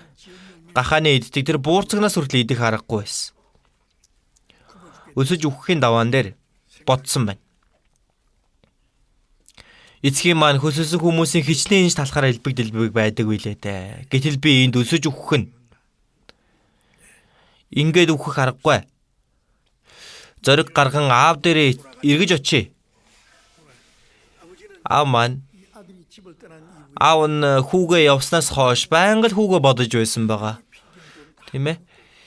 Хаана очиж мөнгө өрн таран хийж энэ үйлсгэлэнгийн үеэр өлсөд өгчхээгүй байгаа, гуйлгачин болцохоогүй байгаа, өвдчихөөгүй байгаа. Эргээд л ирчгээсэ. Өглөөнөөс орой хүртэл хүүгээ эргэж ирэхийг хүлээсэн байгаа. Хаягдсан хүү минь иргэн ирээч. Гэтэл тэр холоос нар манд жаргаж явахаа тийм ээ. Нэг хүн ингээл наашаа ирж байгаа юм. Алхаж явааг нарсан чинь өөртөө нэг төстэй юм. Холоос хүртэл тийм ээ эцэг нь хүүгээ харсан байгаа. Эхлээд аав нь гүйж очдөг. Аав нь эхэлж очиог гэж харж байгаа. Хүн аавда хэлсэн, "Аава, миний буруу. Аава, би Тэнгэрийн өмнө таны эсрэг гин нүгэл үлдсэн. Би цаашаа таны хүүг игдэх зохисгүй юм. Намайг зүгээр ажилтныхаа нэг гэж болгож өгөөч ээ. Намайг ажилчнаа болгооч." Аав нь хэлсэн, "Юу вэ? Чи чинь миний хүү шүү дээ. Хамгийн сайн хувцсыг өмсөг, хувцсал, гутал авчирж өг, гарт нь бүүж зүү, хөлд нь гутал өмсөг, тарган дуул авчир нядал. Хүү минь үгсэн боловч амарж, алдагдсан боловч олдлоо. Аав нь ямар их баярлсан бэ? Эргэж ирсэн хүү. Гэтэл юу болдог вүлээ? Түүний том хүн талбай дээр ажиллаж байгаад эргэж ирж байтал гэрэлт нь найр цэнгэлийн дуу болж байгааг сонсоод энэ юу болж байна? Таны дүү чинь ирсэн. Эцэг нь түүний эсэм мэнд эргэж ирсэн зориул тарган дуул нядлуулсан. Тэгээд найр хийж байна. Ах нь уур нүрдэг тэр үед. Гэртээ ордоггүй. Ийм юм гэж ертөнц дээр юу байсан юм бэ? Аав нь хурж ирээд орцгоёо гэсэн. Дүү чинь үгсэн гэж боттол амьдаар ирлээ шүү дээ. Тиймээс бид нар ингэж баярлах нь зөв юм. Гэтэл ах нь юу гэдэг вүлээ? Би очихгүй. Би олон жилийн турш би танд зарцлагдаж байна. Би хизээж таны тушаасныг зөрчиж байгаагүй. Гэж анд нөхөдтэйгээ баярлах үед минь та ганц ишигч надад өгч байгаагүй. Харин хөрөнгөийг чинь тэр цүлмсэн хүү чинь эргэж ирэхэд та түн зориул тарган дуул нэдэлж байна. Тэр эргэж ирсэн хүүгийн ахын шүү дээ. Өөрийнхөө үйлдсэн зүйлээгээл бодож байна. Тэр гим нүгэл тэр бүх зүйлийг уучлаад иргэн авч байгаа аав нь өөрийнх нь бодолд зүг биш байгаа юм. Өөрийн тэр хуулийг сахигч болон үйлдэл найдагч хүмүүс, Бурхны нэгүслэлээр аврагдсан хүмүүсийг харж үздэггүй гин. Эхлэл 4 дээр Каин, Абель хоёр гарч байгаа. Каин өөрийнхөө тарьсан ургацынхаа дээжийг авчран Бурханд өргөсөн. Бурхан хүлээж авдаггүй. Магадгүй тийм ээ. Тэр ургацынхаа хамгийн сайхан шимтэй болгоныг өргөсөн бах. Бурханд өргөнө гэд. Гэтэл дүү болох Абель нь гэртээ өсгөж байсан нэг хургийг нядлаад Бурханд өргөсөн баг. Бурхан минь. Эцэг их маань гим нүгэл хийгээд нүцгэнээр нуудаж байх үед эцэг их маань ичхүүрийг нуухын тулд хоныг нэдлэн цусын урсхан арьсан дээл өмсгсөн Бурхан минь ээ. Та ийшээж хараарай. Энд ч бас хонь үхсэн байгаа. Энэ цусыг харан та миний гим нүглийг бас нууж өгөөрэй. Далдж өгөөрэй. Бурхан үнхээр гайхсан. Абель энийг яаж ухаарва? Энд чинь нууц шүү дээ. Ямар зүйл болсон бэлээ? Каин ах нь уур нь хүрээд дүүгээ чулуугаа зохиод алчдаг. Хамгийн анхны алуурчин болсон. Түүний дараа Есав, Яаков. Есав бол ах нь. Тэгээд ууган хүүгийн ерөөлийг авах боломжтой хүн. Эцэг нь илэхтэй. Чи явж ан хийгээд миний дуртай амтд хоолыг надад хийгээд аваад ир. Тэгвэл би зүрх сэтгэлээсээ чамайг өрөөё. Есав тэр үед ан хийхээр явсан. Тэр үннийг мэдээд ээж нь Яаковын талд байсан тийм ээ. Яаков байн хурж ирэн тэр одоо галт тогоонд нь хүртэл туслаад хоол шүл хүртэл хийж өгдөг. Ээж нь хэлэхдээ Бурхны ерөөлийг чи авах ёстой гэд. Би ах нь биш юм чинь яаж авах юм бэ? Тэгсэн ч гэсэн авч болно.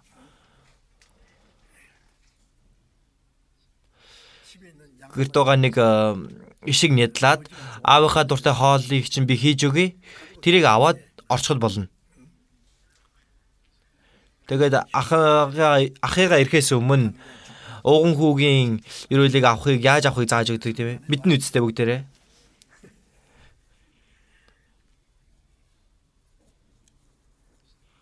Исаак барьж үздэг тийм ээ. Том хүү нь болохоор их үсрэхийг. Якоб болохоор одоо үсэхгүй шүү дээ тийм ээ. Гэтэл ээж нь тэр ядалсан малынх нь арьсаар ахтай нь адилхан болгож боож өгдөг. Бариад үзсэн чинь сони юм аа. Дуу нь Яаковых байтал гар нь Есавых байна гэд тэгээд өрөөдөг. Есав дараа нь ангаасаа эргэж ирсэн аль хэдийнэ ерөөл нь Яаков руу оччихсан байсан. Булаалгасан.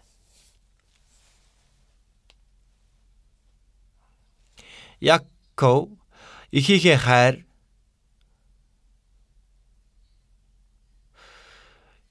ээжийнхээ тэр хайр инэрлээ дамжуулан ерөөлийг авсан байна.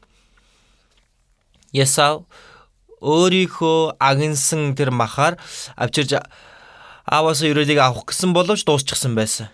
Энэ яг үүнтэй адилхан байхгүй юу? Бурхны нэгүслээр аврагдсан хүн. Өөрийнхөө үйлсээр дамжуулан Бурхны нэгүслийг авах гэж оролдож буй хүн. Гэтэл Ром дээр нэг харцгаая. Ром 9.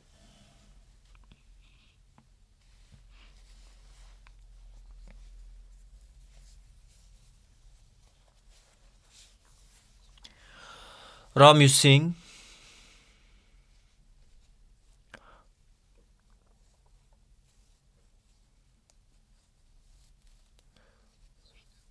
Ром 9-ийн 30 байна. 30-аас эхлээ харъя. Тэгвэл бид юу хэлэх вэ? Зөвхт байдлыг мөшгөөгүй, харийнхан зөвхт байдалд буюу итгэлээр ирдэг зөвхт байдалд хүрсэн. Харин зөвхт байдлын хуулийг мөшгсөн атлаа Израиль тэр хуульд хүрсэнгүй. Яагаад? Учир нь тэд түүнийг итгэлээр мөшгсөнгүй, харин тэд үйлсээр ирдэг юм шиг мөшгөж бүдрүүлийн чулуунд бүдэрцгээжээ. Харин үндэстэнгүүд хуулийг сахаагүй хэрнээ зөвтгөгцөө. Энэ бол итгэлээр ирдэг зөвтгөл. Харин хуулийг мөшгсөн тэр Израильчууд хуульд хүрсэнгүй. Бурхны нэгүслийг авч чадаагүй. Яагаад тэгсэн бэ? Учир нь тэд үүнийг итгэлээр мөшгсөнгүй, харин үйлсээрээ бүдрүүлийн чулуунд бүдэрцгээсэн. Бурхны тэр нэгүслийг итгээд ирдэг нэгүслэлд нь найдаагүй, харин өөрийнх нь үйлсэд найдсан. Тийм учраас Бурхны шүүлтийг авахаас аргагүй юм аа гэж хэлсэн байна. Тиймээс усан үзмийн талбайд ороод ажиллаж байгаа хүн, нэг өдөржингөө бүтэн ажилласан хүн болон хамгийн сүүлд ирээд ганцхан цаг ажилласан хүн яг адилхан авсан. Нэг хүн нь үнэхээр бүрэн эзнийхээ тэр өршөөлөөр нэгүслэр авсан. Харин нэг нь өөрийнхөө хийсэн үйлсээр дамжуулан авсан. Хуулийн дагуу ирдэг зүд байдал тэр үйлс нь Бурхны нэгүсэл юу вэ гэдгийг бас тайлбарлаж хэлж иж байгаа үг байна. За тэгээд хуучин гэрээнээс нэг харцгаая. Тооллого ном.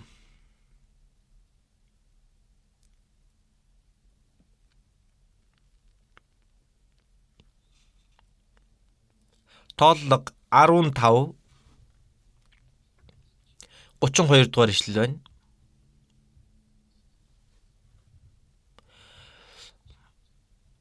Тооллого 15-ын 35. За 32-оос эхлээ уншия. Израилийн хөвгүүд цөлд байх зуура амралтын өдрөөр гишүү түүж буй хүнийг олов. Гишүү түүж байхад нь түүнийг олсон хүмүүс түүнийг Мосе, Аарон ба даяар хотол түмэн дээр авчрав. Түүнийг яах ёстой нь мэдэгдээгүй байсан тул тэд түүнийг хорионд байлгалаа. Дараа нь Мосед эзэн тэр хүн заавал өөхөх ёстой. Даяар хотол түмэн Хуарангийн гадна түүнийг чулуугаар шидэх ёстой гэж айлтжээ. Тиймээс даяар хотол түмэн түүнийг Хуарангаас гарган Мосед эзний тушаасан ёсоор түүнийг үхтэн чулуугаар шидэв. За, сайн ойлгохдохгүй байгаа үстэй. Израилийн ард түмэн цөлд Египтээс гараад Канаан нутаг руу явах тэр цөлийн амьдрал донд нэг хүн амралтын өдөр гişүүд түүж байсан байгаа юм. Амралтын өдөр гişүүд түүж болохгүй үстэй. Гэтэл энэ хүнийг одоо яах вэ? Ингэх тех ёстой гэсэн хууль байхгүй учраас бурхан залбирсан. Бурхан минь яах вэ гэсэн бурхан чулуугаар шидэж ал. Гэхдээ амралтын өдөр гişүүд түлээгээ тэр том гим нүгэл юм уу? Хулгай хийсэн биш шүү дээ. Эсвэл энэ модыг хулгаалсан ч биш. Онцгой тийм хийсэн гим нүгэл биш шүү дээ. Бусад хүмүүсийг амарч байхад энэ хүн гişүүд түлсэ. Тэгвэл шагнал өгөх ёстой юм биш үү? Гэтэл юу гэсэн бэ? Тэр хүнийг гаргаж авчираад чулуугаар шидэж алаа. Та бүхэн юу гэж бодож байна? Бурханыг сонирн байна уу? Энэ дээр мэдэх ёстой зүйл маань энэ амралтын өдөр гэдэг нь амранга өрөөгдөх ёстой үе. Нэгүслийн үе бол бид ажиллаад өрөөгдөх юм биш. Харин бид зүрх сэтгэлээрээ амарч бурханд итгэлээрээ итгэх үед, нэгүслээрээ итгэх үед өрөөгдөнө. Өөрийнхөө үйлсээр хуулийг сахиад өрөөгдөж байгаа юм бол бурхны нэгүслийг умартаж нэгүсэл итгэхгүй нэг ямар том гим нүгэл вэ? Тиймээс хүн өөрийнхөө зөвхт байдлаар бурхны өмнө зөвхт болгогдох хүн, аврагдах хүн гэж нэгч байхгүй юм аа. Байхгүй учраас л нэгүслийг өгсөн байна. Бурхны цорын ганц хүү үхэж тусаа уурсган бидний гмийг өмнөөс минь золин тэгэж нэгүслээ өгсөн. Энэ нэгүсэл итгэлгүйгээр өөрийнхөө үйлсийг оруулж ирнэ гэдэг чинь бурхны тэр агуу хайр нэгүслийг эсэргүүцэж байгаа юм аа. Итгэхгүй байна гэдэг нь нэгүслийг эсэргүүцэж байгаа юм. Бурхны нэгүслээс илүүтэйгээр өөрийнх нь үйлсээ илүү агуу гэж бодож байна. Амралтын өдөр ажиллахгүй байвал өрөөгдөнө. Өөрөө хийгээд өрөөгдөх гэж байна гэдэг чинь бурхны тэр нэгүслийг нь эсэргүүцэж байгаа гим юм аа. Үхэн. За тэгвэл одоо бид бурхны тэр агуу нэгүслэр аврагцаа. Бид хамгийн сүүлд энэ 11 цагт нар жаргахын яг өмнөхөн усан үзмийн талбай руу очисон хүнтэй адилхан ажиллагч цаг байхгүй зүгээр л хан динар авж байгаа хүнтэй адилхан бид ажиллаад авж байгаа юм биш нэгүс тэр зөвтгөлийг авч байгаа. Тэгвэл эндээс нэг бодож үзэх ёстой зүйл бий байна. Өөрийнхөө үйлсээр зөвтгөгдөх гэж байгаа хүн тэр хүмүүсийн үйлс нь ямар үйлс вэ? Тийм хүмүүс их шүү дээ. Аврагдаагүй хэрнээ. Сайн үйл хийх гэж хичээдэг хүмүүс маш олон бий. Хуйлд түшгэлдэг тийм хүмүүс байдаг. Ёс зүйн хувьд үнэхээр сайн зөв төлөвшөлтэй амьдардаг хүмүүс бий. Гэхдээ энд нэг асуудал байгаа. Ром 5:10 дээр харах юм бол аврагдаагүй хүн бурхантай дайсан гэж хэлж байгаа. Бурхантай дайсан байж бурхны төлөө ямар нэг юм хийлээгээд бурхан дуртай байх болов. Колосай 1:21 дээр харах юм бол дайсан болсон нь тэр загалмайн Христийн загалмайн үхлээр бурхантай эвлэрсэн байгаа. Хорон муу үйлсээрээ бурхантай дайсан болсон байсныг Есүс эвлэрүүлсэн. Тэр нэгүсэлд итгэснээрээ бурхантай эвлэрэх ёстой. Эвлэрнэ гэдэг чинь юу вэ? Аврагдана гэсэн үг. Нэгүслийг ухаарах үед бурхантай эвлэрдэг. Гэтэл дайсан байж байгаа хэрнээ өөрөө ямар нэг юм хичээнгүйлэн хийлээгээд бурхан хүлээж авах болов авахгүй. Ямар нэгэн зүйл буруу байна. Тэгээд Эфес 2:1 дээр харах юм бол алдаа зөрчил гим нүгэл дотроо өгсөн байсан гэсэн. Аврагдаагүй хүн сүнс нь алдаа зөрчил дотроо өгсөн байна. Өгсөн хүн юу хийх вэ? Сүнс нь өгсөн байна. Бурхны өмнө холбоо байхгүй тасарсан байна. Тэр хүн ямар нэгэн сайн зүйл хийлээгээд бурхан хүсдэг юм биш. Харин итгэлээрээ бурхны нэгүслийг хүлээж аваад үхсэн сүнс нь иргэн амьлахыг л хүсдэг. Алдаа зөрчил гэмнүгэл дотроо үхсэн байсан. Алдаа зөрчил дотроо үхсэн бидний Христтэй хамт амьд болгосон та нар нэгүслэр аврагдсан. Аврагдах үед алдаа зөрчил дотроо үхсэн сүнс амьлдаг. Төрүүлээд үхсэн сүнс маань амьлах ёстой. Үхсэн хэрнээ ямар нэг юм хийлээгээ бурхан авах уу? Авахгүй. Тэгээд Үйлс 26-гийн 18 дээр харах юм бол Сатаны иргэшээлээс бурхан өөд ирэхийн тулд гэсэн. Аврагдаагүй хүн Сатаны иргэшээл дотор байж байгаа юм. Сатаны иргэшээл дотор баригдаж байж бурханы төлөө ямар нэг юм хийн гинүү? Бурхан туртай байна гинүү? Сайн үйл хийлээгээд бурхан хүлээж авах болов. Тиймээс Ром 3:11 дээр Бурхны өмнө хуулиар зөвтгөгдөхгүй гэдэг нь тодорхой. За Йов 35:8 дээр зөвхт байдал чинь өөрөө л бусдад хүрнэ гэсэн. Хичнээн сайн үдийг хийлээгээд тэр нь бурханд баярлах юм биш, харин чамтай адилхан хүн л нааж нь хэрэг болно. Бурханд бол ямар ч хамааралгүй юм аа. Аврагдсан хүний зөвхт үйл гэж юу вэ? 2 Коринт 5:14 дээр нэг нь бүгдийн төлөө өгсөнд бол бүгд өгсөн гэж бид ятгагцсан. Есүс гэдэг нэг хүн бүх хүний өмнөөс өгсөн шүү дээ. Тиймээс тэрээр бүгдийн төлөө өгсөн учраас амьд бай гэсэд цаашид өөрсдийн төлөө бус харин өөрсдийн төлөө өгөхөд амьлуулагдсан түүний төлөө амьдрнаа. Яагаад нэг нь бүгдийн төлөө өгсөн бэ? Эзэн бидний төлөө өгсөн шүү дээ.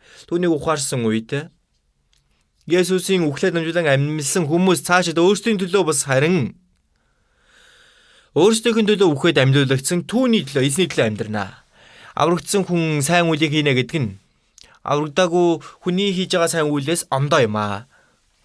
Одоо бол эзэн бидний төлөө өгсөн учраас, тиймээс биднийг аварсан учраас би эзний төлөө үхэж ч болно. Амьдралаа ч эзний төлөө. Ром 14:7-8 дээр харах юм бол бидний хинч өөрийнхөө төлөө амьдрдаггүй хинч юу гэдэг вэ? Өөрийнхөө төлөө үхдэггүй. Амьдрсан ч эзний төлөө, үхсэн ч би эзний төлөө, амьдрах ч үхэгч бай, би бол эзних. Амьдралаа ч эзний төлөө амьдрдаг. Бид үхлээж эзний төлөө үхдэг. Тиймээс амьдрсан ч үхсэн ч бид эзних. Энэ бол Христэд итгэж хүний амьдрал. Энэ бол хэвийн Христэд итгэж хүний амьдрал юм аа. Эзний төлөө үхий гэсэн сэтгэлийн бэлтгэлтэй хүн эзний төлөө амьдарч чаддаг. Эзний төлөө амьдардаг хүн эзний төлөө үхэх эрх нь байдаг. Миний бич сүнсч минийх биш шүү дээ. Тийм үү? 1-р Коринт 6-гийн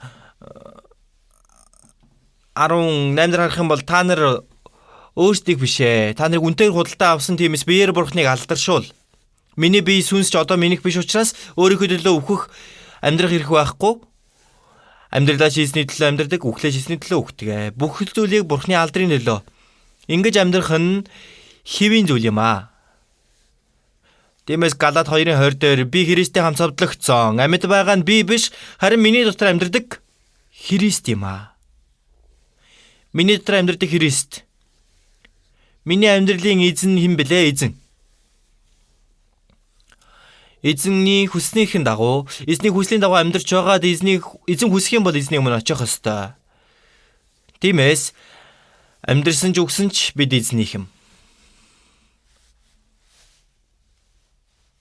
Аврагдсан Христэд итгэгч хүний амьдрал, аврагдаагүй хүний сайн үйл амьдрах үйл хийхтэй адилхан биш юм аа. Дуулал 116:12 дээр надад хандсан бүх өгөөмөр хишгийн төлөө би эзэнд юу гуцаах вэ? Аврагдсны дараа итгэлийн амьдрал нь тэр агуу нэгүсэл надтай адилхан гимтнийг аварсан Тэнгэрийн цаансдыгаа орхин энэ газар дээр ирээд загалмаа дээр хүүртэл өгсөн тэр агуу нэгүслийг түүнд нь хариулъя гэдгийн төлөө бидний үлдсэн амьдрал байж байгаа тийм биз дээ? Үнэхээр тийм үү? Тэгвэл яах ёстой вэ? Юу хийх ёстой вэ? Бурхны нэгүслийг хариулъя гэж амьдрах хэрэгтэй биз дээ? Энэ бол аврагдаагүй хүн тийм дүр үзүүлж чадахгүй. Филиппо 2:13 дээр харах юм бол учир нь өөрийн сайн талын дагуу та нарын хүсэх ба үйлдэхийн аль алинд бурхан өөрөө та нарын дотор ажилдаг юм аа. Аврагдсан хүний дотор бурхан ажилдаг. Бурхны тааламжит хүслийн төлөө Бурхны тааламжит хүсэл нь бүр хүсэл нь байх, өөрийнх нь хүсэл болох ёстой. Яах заргагүй дээ, дургуудаа хийдэг юм шиг бүр Бурхны хүслийн төлөө тэр хүн өөрөө хийдэг ёстой. Ариун сүнс бидний сэтгэлд ороод бидний сэтгэлийг хөдөлгөж Бурхны хүслийн дагуу түүнийг ухааран Бурхны хүслийн дагуу амьдрах хүч чадал сэтгэлийг өгдөг. Энэ бол аврагдаагүй хүн хичнээн үхээд иргэн амиллаа гэсэн ч ингэж чадахгүй. Тийм сэтгэл нь байхгүй юм. Нар жаргахын үед ирээд тэр авсан хүн бол зөвхөн эзний хайр нэгүсэл өршөөлтөнд л найдаж байна шүү дээ. Хэдийг өгөх бол гэж мэдэхгүй. Гэтэл тэр надад хайраа өгсөн нэгэн шүү дээ гээл. Тэр хүн ирснээс хойш их хичээгүй л ажилласан байж таарна. Тэгвэл аврагдсан хүн яах ёстой вэ? Эзний төлөө тэгэж хичээнгүйлэн бид хүн үлдсэн амьдралаа өнгөрүүлэх ёстой үстэй. 1-р Коринт 15:10 дээр харах юм бол Илч Паул би тэд бүгдээс илүү зүтгэсэн юм аа. Над чиг гэмтэн аврагдаж тэр Бурхны нэгүслийг бодох юм бол би тэд бүгдээс илүү зүтгэсэн. Гэхдээ би биш.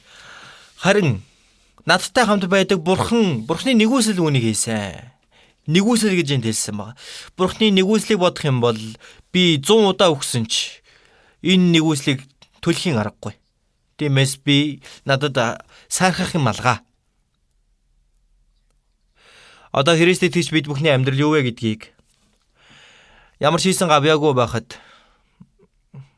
бидний аврах ёстой тэр хараал ба шүүлтийг эзэн бүгдийг авч тэр агуу Бурхны хайр мөнхийн ам дэважинд орох найдвар тэрийг үнгүүгээр ивэж өгсөө. Тиймээс бид нар яах ёстой вэ? Үлдсэн амьдралаа бүрэн биднийг аварсан Бурхны алдрын төлөө эзний хүслийн дагуу бид хийж чадах бүх зүйлээ дайчлаад үлдсэн амьдралаа өнгөрүүлэх хэрэгтэй. Залбирцгаая. Энэрэнгүй бидний Бурхан Аава, Бурханаас холдон гэм нүглийн дунд байсан бид хорон муу үйлсээрээ Бурхантай дайсан байсан биднийг өрөвдөн хайрлаж эзэн та бидний авах ёстой хараа шүүлтийг бидний өмнөөс авч эзний урсгасан үнэт усаар бидний гмийг мөнхөд угааж ямар ч хийсэн гавьяагүй байхад аварч өгсөн тэр агуу нэгүсэл талархаж байна. Одоо бидний сүнсч бийч бүгд эзнийг тул үлдсэн амьдралаа бид зөвхөн Бурхны хүсэл ба алдрын төлөө зориулахад биднийг өдөрдөн захирч өгөөрэй. Бидний эзэн Есүсийн нэрээр залбирлаа. Амен.